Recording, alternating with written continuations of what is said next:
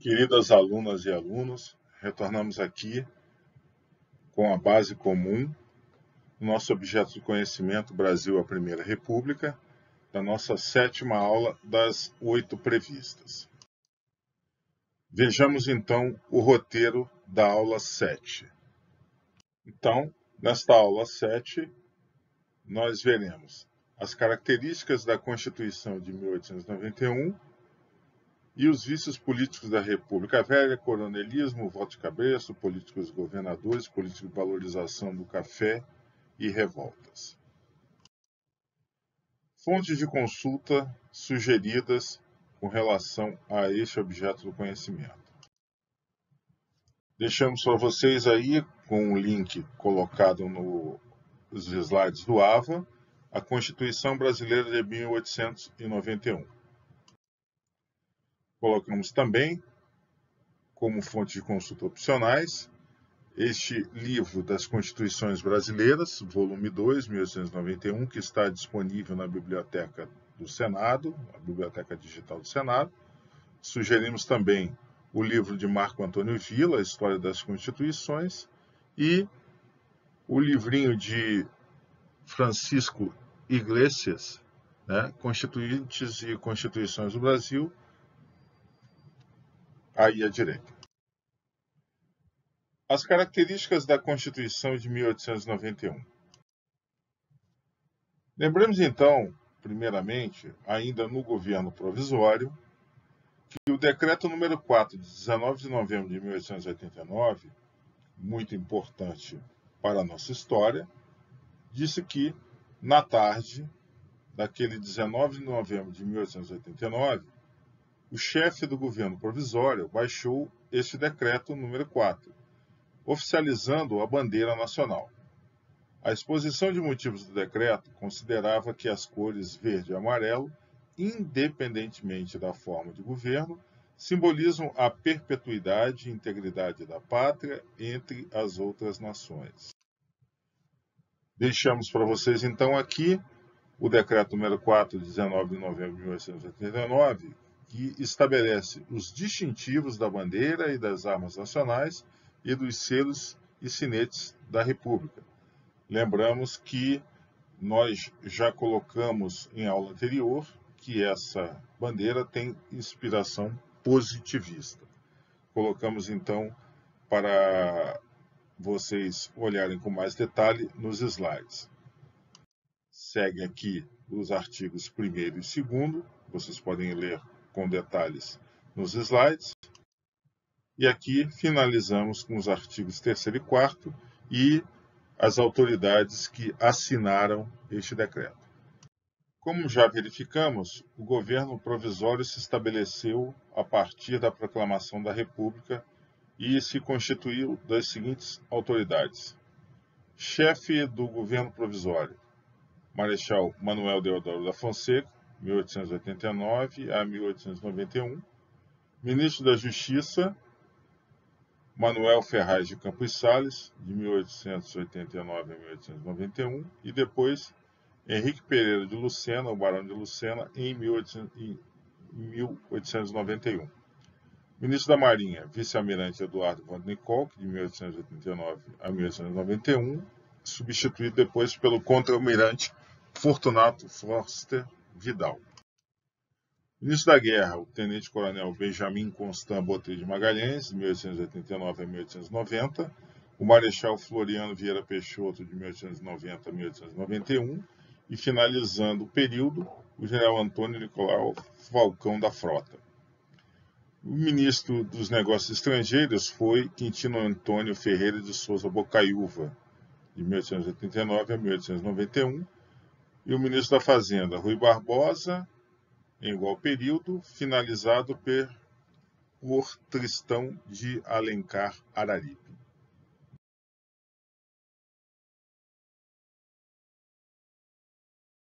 Vemos aqui o famoso quadro que colocou a foto deste governo provisório. O presidente, Marechal Deodoro da Fonseca, o ministro do Interior, Aristides Lobo, o ministro da Justiça, Campos Sales, o ministro da Fazenda, Rui Barbosa, o ministro das Relações Exteriores, Quintino Bocaiúva, o ministro da Agricultura, Comércio e Obras Públicas, Demétrio Ribeiro, o ministro da Guerra, Benjamin Constant, e o ministro da Marinha, Eduardo Vandenkolk. Vejamos agora o encilhamento. Foi uma reforma financeira a cargo de Rui Barbosa, o então ministro da Fazenda. Foi uma permissão para os bancos para emitirem moeda. Visava incrementar a indústria brasileira. Gerou grave crise econômica. Passamos aqui, então, a biografia de Rui Barbosa de Oliveira, que os alunos podem ver nos slides que estão à disposição no AVA. O que o encilhamento gerou? Uma inflação, ou seja, emissão maior do que a produção econômica. Não havia sustentação entre a moeda existente e o lastro que a credenciava a circular. Empresas fantasmas, criadas para obter dinheiro dos bancos sem contrapartida de produção. E especulação financeira. Os valores eram desviados da área produtiva para a Bolsa de Valores em busca de lucro fácil. Tivemos também uma forte reação dos cafeicultores contra uma política de industrialização, já que, como senhores de terra, eles eram totalmente desfavoráveis a uma indústria que rivalizaria com o seu poder. Pressionado, Rui Barbosa se demitiu em janeiro de 1891. Vemos aqui um busto de Rui Barbosa no plenário do Senado Federal, em Brasília, no Distrito Federal, para que simbolizemos a importância dele na República. Vemos aqui a Constituição de 1891, à direita, a sua capa, e à esquerda é o preâmbulo. Nós, os representantes do povo brasileiro, reunidos no Congresso Constituinte para reorganizar um regime livre e democrático, estabelecemos, decretamos e promulgamos a seguinte Constituição da República dos Estados Unidos do Brasil. Vemos que ela copia integralmente a Constituição americana. Isso foi levado a cabo pelo eminente ministro Rui Barbosa. Formação da Assembleia Constituinte. Então, houve uma reunião da Assembleia Constituinte em 15 de novembro de 1890. A promulgação da nova Carta Magna, a primeira da República, se deu em 24 de fevereiro de 1891. Governo e Estado. Governo, do latim gubernator, diretor, líder, governador, a etimologia dessa palavra. Estado, do latim status, us, modo de estar, situação, condição, ligado ao verbo latino stare, estar. República, do latim res publica, que significa coisa pública, o Estado, a administração do Estado. Presidente, do latim praesidens, entes, particípio presente de prasidere, a ser resolvido adiante, ter ou primeiro lugar, dirigir, gerenciar. Federação, do francês fédération, associação de vários estados ou organismos em um só, do latim federatio, onis, aliança, federação. Em outra definição, ampliando, governo, ação, resultado ou efeito de governar ou de se governar, orientar, governança. Tendência ou capacidade de ter o poder sobre alguma coisa. Tinha o governo daquela circunstância. Estado. A palavra Estado, grafada com inicial maiúscula, é uma forma organizacional cujo significado é de natureza política. É uma entidade com poder soberano para governar um povo dentro de uma área territorial delimitada. Suas funções tradicionais englobam 3 domínios: poder executivo, poder legislativo e poder judiciário. Governo do Estado na Primeira República. A forma de governo adotada foi a República. O sistema de governo adotado foi o presidencialismo. Presidente, chefe de Estado e chefe de governo. Ele acumulava as duas funções. O Estado, ele era federalista. As províncias do Império se transformaram em Estados-membros. Estes estados possuíam autonomia para eleger seus presidentes, que hoje são os governadores. Teriam suas constituições redigidas a partir da Constituição Federal, sem a contrariar. Ampliando o que já mencionamos, República, tipo de governo em que o Estado prioriza o interesse do povo. O país que possui esse tipo de governo, a República Brasileira. Maneira de governar caracterizada pela supremacia do povo, cujos representantes constituem o Estado. Vemos aqui a organização da nossa Constituição de 1891, que apresenta no seu início, no seu preâmbulo, Constituição da República dos Estados Unidos do Brasil, decretada e promulgada pelo Congresso Nacional Constituinte em 24 de fevereiro de 1891. Lembramos que sua total integralidade está disponível no site da Câmara dos Deputados. Nós, os representantes do povo brasileiro, reunidos em Congresso Constituinte, para organizar um regime livre e democrático, estabelecemos, decretamos e promulgamos a seguinte Constituição da República dos Estados Unidos do Brasil, que era o nome de nossa república naquela época. Então, nós temos um título primeiro, que fala da Organização Federal, disposições preliminares, que vai dos artigos de 1 a 15. Depois, nós temos a seção número 1 do Poder Legislativo, com os capítulos 1, 2, 3, 4 e 5. A seção 2 trata do Poder Executivo, com os capítulos 1, 2, 3, 4 e 5. A seção 3 fala do Poder Judiciário, os artigos 55 a 62. Tem também o título 2, que fala dos estados, o título 3 do município e o título 4 dos cidadãos brasileiros. Também possui a seção número 1, das qualidades do cidadão brasileiro, nos artigos 69 a 71, e a seção 2, Declaração de Direitos, dos artigos 72 a 78. Depois vem o título 5º, Disposições Gerais, e as disposições transitórias. Lembramos também o Decreto número 510, de 22 de junho de 1890, que diz no seu artigo 1º que a nação brasileira adota como forma de governo, sob o regime representativo, a República Federativa proclamada a 15 de novembro de 1889 e constitui-se por união perpétua e indissolúvel das suas antigas províncias em Estados Unidos do Brasil. O artigo 2º diz que cada uma das antigas províncias formará um estado e o antigo município neutro constituirá o Distrito Federal, continuando a ser a capital da União, enquanto não se der execução ao disposto no artigo seguinte.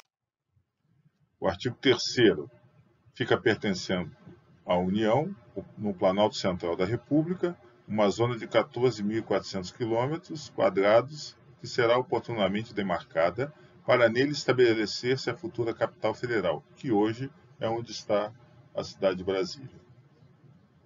Parágrafo único. Efetuada a mudança da capital, o atual Distrito Federal passará a constituir um Estado. Antes era o Estado da Guanabara e agora é o Estado do Rio de Janeiro. Artigo 4º. Os Estados podem incorporar-se entre si, subdividir-se ou desmembrar-se para se anexar a outros, ou formar novos Estados, mediante a aquiescência das respectivas Assembleias Legislativas, em 2 sessões anuais sucessivas e aprovação do Congresso Nacional. No seu artigo 70, nós temos os eleitores.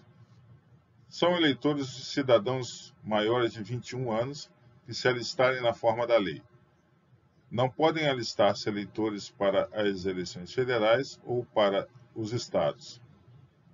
Primeiro, os mendigos. Segundo, os analfabetos. Terceiro, as praças de pré, excetuando-se os alunos das escolas militares de ensino superior.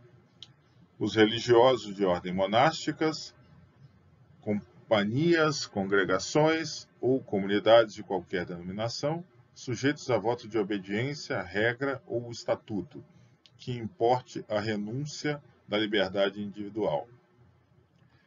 E são inelegíveis os cidadãos não alistáveis. Com relação ao voto, a Constituição dizia o seguinte: ela abolia o voto censitário, ligado à condição de renda. Brasileiros de maiores de 21 anos poderiam votar, exceto mulheres, analfabetos, mendigos, soldados, praças de pré e religiosos sujeitos à obediência eclesiástica. O voto era aberto, ou seja, não secreto, e foi modificado depois pelo Código Eleitoral de 1932. Vemos então que a Constituição segue aquilo que mostramos no decreto. Vemos aqui à esquerda uma imagem da sessão que promulgou a Constituição e uma imagem do mesmo evento à direita. O móvel que aparece aí com a seta está hoje no Museu Histórico Nacional, o MHN, no Rio de Janeiro.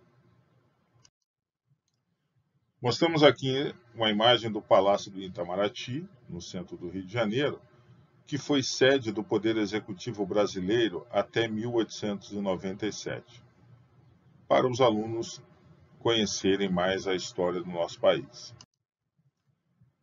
Vemos aqui a imagem frontal deste imóvel, que fica no centro da cidade do Rio de Janeiro.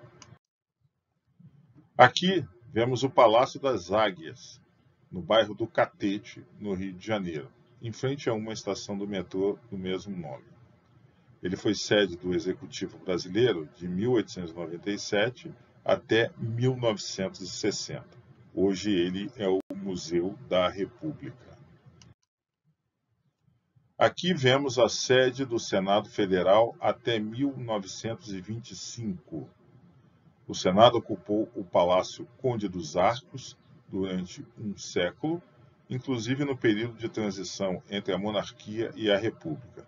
Fica no famoso Largo do Caco, no Rio de Janeiro, ao lado de onde foi proclamada a República do Brasil, e hoje é a Escola Nacional de Direito, agora Escola de Direito da Universidade Federal do Rio de Janeiro. Vemos aqui o Palácio Monroe, no centro do Rio de Janeiro, que foi sede do Senado Federal de 1925 a 1960. Então temos aí 3 imagens da localização desse palácio. Hoje ele não existe mais, ele foi demolido para a construção das obras do metrô que passam por baixo dele. Aqui vemos a sede da Câmara dos Deputados até 1960. À esquerda vemos a antiga Cadeia Velha, que foi construída na primeira metade do século XVII.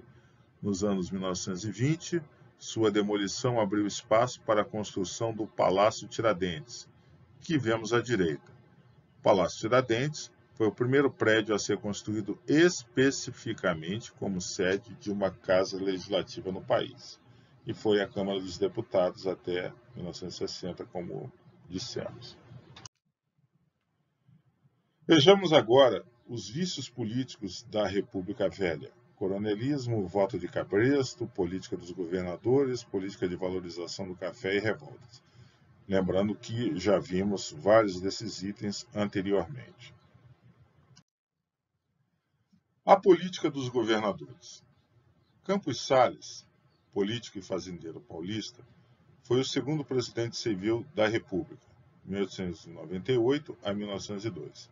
e um dos principais articuladores do sistema de alianças que se formou durante sua gestão e as gestões de seus sucessores, entre os governadores de Estado e o governo federal. Era a chamada política dos governadores.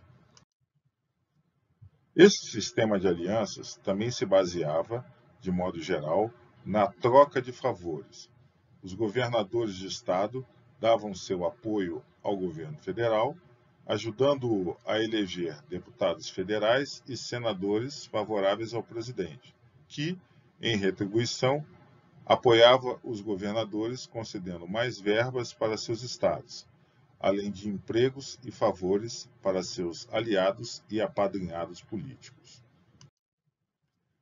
A política dos governadores reproduzia, portanto, no plano federal, a rede de compromissos e o clientelismo que já ligavam os coronéis aos governadores dentro dos estados. Assim, por meio de tantas alianças e fraudes eleitorais, favorecidas pela prática do voto de cabresto, as oligarquias agrárias estiveram no poder durante a maior parte da Primeira República. A produção agroexportadora. O advento do regime republicano não provocou alterações substanciais na vida política brasileira. No plano econômico, é possível dizer que a estrutura dominante do país também manteve seus traços gerais, como uma economia baseada nas matérias-primas e gêneros tropicais à exportação e sujeita à oscilação no mercado internacional.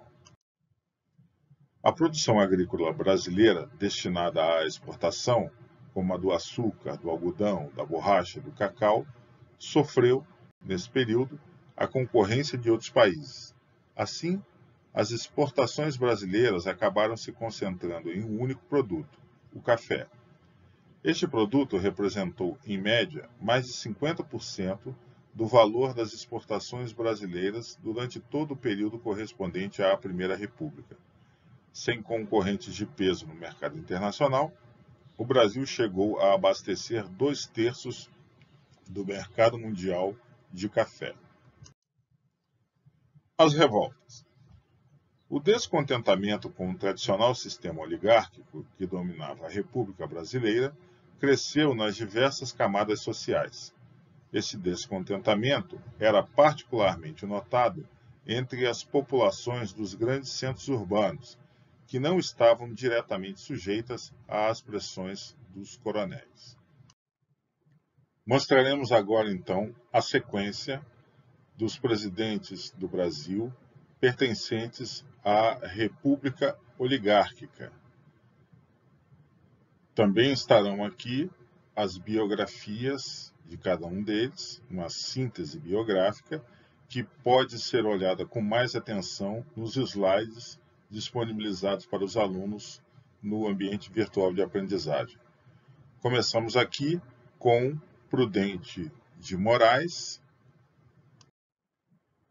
Apresentamos aqui os dados biográficos do primeiro presidente civil da República do Brasil, Prudente José de Moraes Barros, substituído depois por Campos Salles, que vemos acima à direita. Aqui está a biografia de Manuel Ferraz de Campos Salles. Na sequência, na linha do centro, nós temos Rodrigues Alves. Seguimos aqui com os dados biográficos de Francisco de Paula Rodrigues Alves. Depois, temos o presidente Afonso Pena. Aqui, a biografia resumida de Afonso Augusto Moreira Penha. Em seguida, temos Nilo Peçanha. Dados biográficos do presidente Nilo Procópio Peçanha.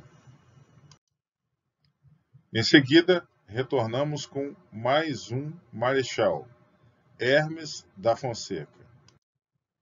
Aqui, os dados biográficos de Hermes Rodrigues da Fonseca, parente de Deodoro da Fonseca, o primeiro presidente da República do Brasil. Seguindo, temos Venceslau Braz. Aqui, a síntese biográfica de Venceslau Braz Pereira Gomes. Depois, temos o presidente Delfim Moreira. Aqui está a biografia de Delfim Moreira da Costa Ribeiro. Em seguida, nós temos Epitácio Pessoa. E aqui está a biografia de Epitácio Lindolfo da Silva Pessoa. Em seguida, o penúltimo presidente da República Oligárquica, Arthur Bernardes. Aqui a síntese biográfica de Arthur da Silva Bernardes. Finalizando, o último presidente da República Oligárquica, Washington Luiz. Então aqui temos Washington Luiz Pereira de Souza e seus dados biográficos, esse presidente que foi deposto pela Revolução de 1930, comandada por Getúlio Vargas. Passamos agora a expor alguns resumos julgados interessantes da Primeira República. Primeiramente, a lista dos presidentes da Primeira República por estado de nascimento. Deodoro da Fonseca nasceu em Alagoas, o mesmo aconteceu com Floriano Peixoto. Prudente de Moraes, Campos Sales e Rodrigues Alves nasceram no estado de São Paulo. Afonso Pena nasceu no estado de Minas Gerais. Nilo Peçanha, no Rio de Janeiro. Hermes da Fonseca, no Rio Grande do Sul. Venceslau Braz e Delfim Moreira também nasceram no estado de Minas Gerais. Epitácio Pessoa nasceu em São Paulo.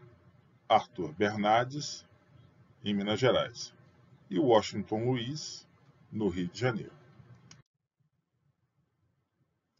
Vamos agora falar da lista das revoltas e dos presidentes da Primeira República no governo. Deodoro da Fonseca enfrentou a primeira revolta da Armada. Floriano Peixoto, a segunda revolta da Armada, a Revolução Federalista e, no seu governo, se iniciou a Revolta de Canudos.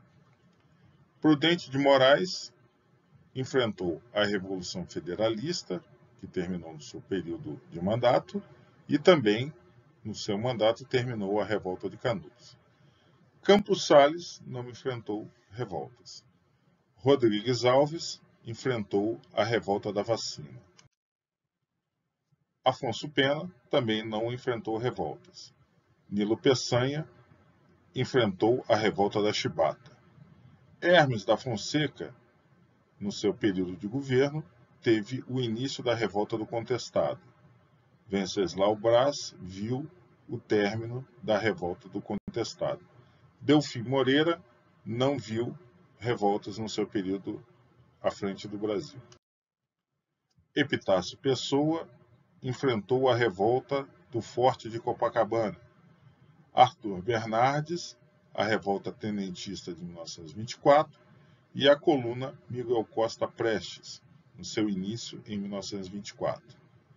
Washington Luiz, o último presidente da República Velha, ou Primeira República, viu o final da coluna Miguel Costa Prestes. Vemos agora a estatística dos presidentes da Primeira República por estado de nascimento. 2 presidentes vieram do estado das Alagoas. 4 vieram de Minas Gerais. 2 do Rio de Janeiro, 1 do Rio Grande do Sul e 4 vieram de São Paulo. Agora, uma estatística dos presidentes da Primeira República por profissão.